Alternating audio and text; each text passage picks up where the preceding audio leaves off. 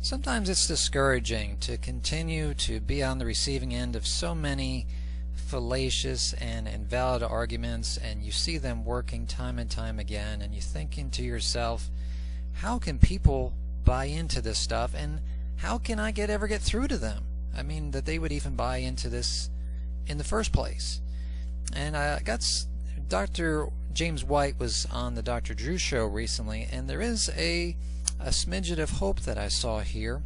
They're talking about the transgender controversy, as they've entitled it, and we're going to take a look at the issue of people who are not on board with the LGBT movement and hate. Youth in here. I've got Jade Ponce. She's a transgender YouTuber as well. Jade, you heard this conversation. What do you think? I just feel kind of bad. I couldn't imagine living my life with so much hate in my heart. I'm very spiritual. I'm religious. Ever since the beginning, I know God made me this way, and I still love God.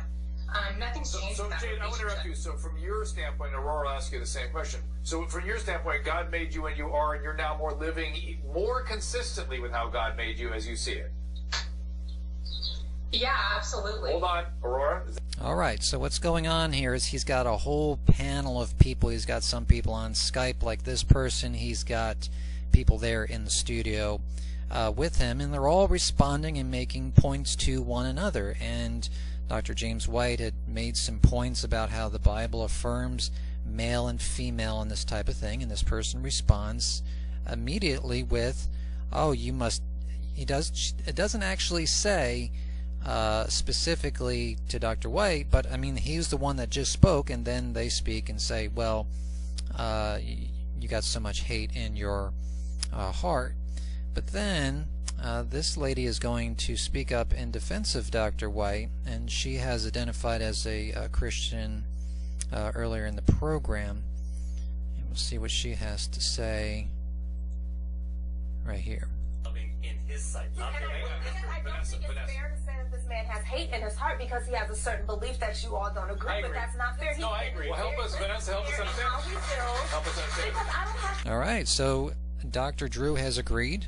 to agree with everything that you do. Caitlyn Jenner might not like some of the things I do, but that doesn't mean I have hate in my heart because I don't think that you should go around changing the body that God gave you. If God made you that way with certain body parts, who's to say that you're now supposed to go cut those off if God gave you the brain that you say yes to live in a certain life? That's not hateful, that's just not agreeing with you. And to be fair, I agree with you, Vanessa.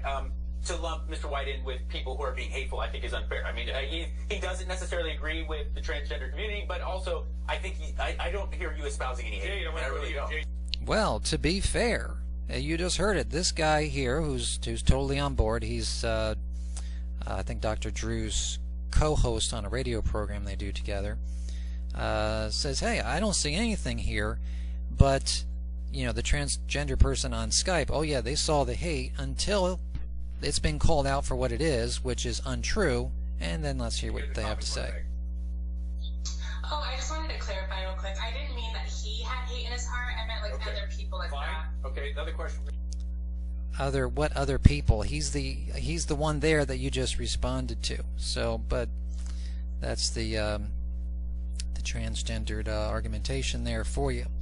And you know, this whole race, this whole hate thing is like the race card. And what is the race card?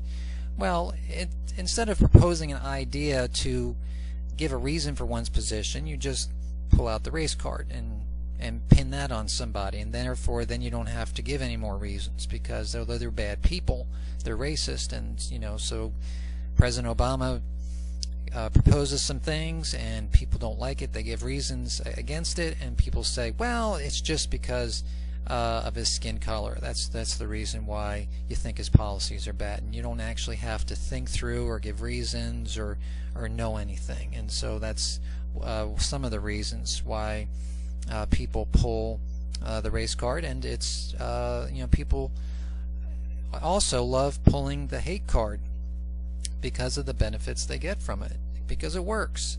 There's people out there with fragile egos. They can't stand to be called a racist, and they can't stand to be called a hater, and so they're going to go along with whatever these folks want, simply because They don't want to be called a name. This does actually have a negative effect, though, in that it shuts down conversation and dialogue with others.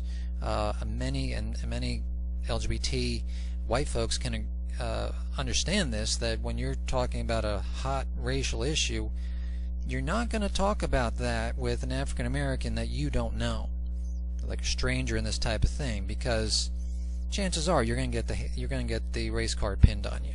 So it's safer that you just don't say anything. It's not like you're afraid to be called a racist.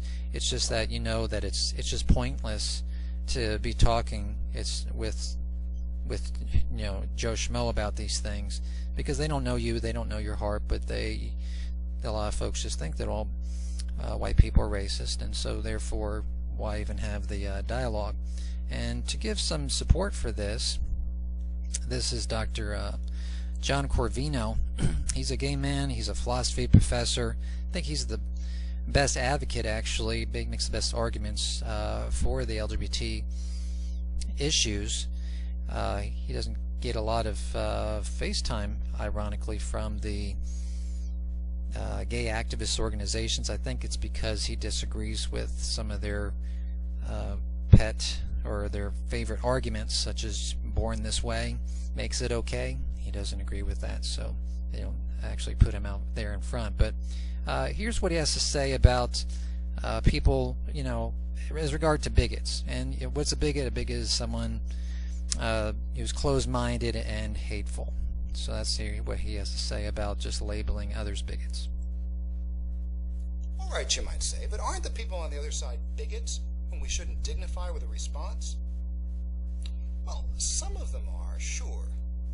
But I also think the word bigot is one we should use carefully. When you label someone a bigot, what you're saying is that they're outside the realm of polite conversation. It's a conversation stopper, and we need more dialogue on this issue, not less.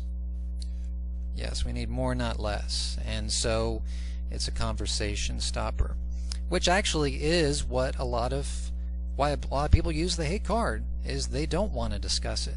They know if they are actually going to discuss it, that they don't have a lot of good reasons, and that's going to come out.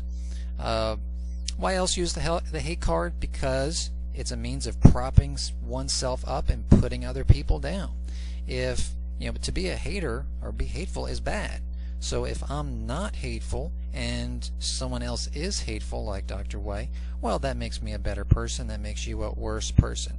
This allows them to marginalize the other person, which is ironic that LGBT people would do this, because in the past, among the most marginalized people in society were them, and it must be some of that psychological phenomenon where the abused then becomes the abuser. The one that was victimized in a certain way then becomes victimizing others in the same way. And it's also a matter of projection. A lot of LGBT advocates feel, they hate people that disagree with them. And so they figure, well, because when people disagree with me on this issue, I hate them, and you disagree with me, then you must have the same motivation as I do. I hate people who disagree with me, and since you disagree, then you must hate as well. And if you don't think this is so, here's a clip from a online news program. They're discussing a Prop 8 lawyer who did a 180 many years later because he had a stepdaughter that came out as a lesbian. People, no matter what they've done in their past, the second you change, should you be exonerated? Well, I don't think he should be marching in the Pride Parade, but we can hate him less. We can accept that he evolved. Oh, like he called himself, hate him less. We'll listen to that again. Well, I don't think he should be marching in the Pride Parade, but we can hate him less. We can accept that he evolved on the issue. So it isn't even that once you even agree with these folks that their hatred ends, it's just lessens some. Just very encouraged, though, that at least some people, like Dr. Drew and his co-host here, this young man here, he said, don't find folks that come across, as Dr. White has, and I'll have the the link in the description here if you see the whole point, the whole clip. Not hateful. So some people get it, not all, and of course there are haters. Dr. Corvino talked about that. There certainly are hateful people out there, but it's getting a whole lot better, and it doesn't mean simply because you disagree or have a moral position on sexual ethics or on the transgendered issue that automatically makes you a hater. You talk to the person, you might find out, yeah, they're hateful, but if they can give reasonable points to their position, then that may not be so. And that's what we need more of. We need more of people being able to talk this out and not just writing other people off by calling them a hater.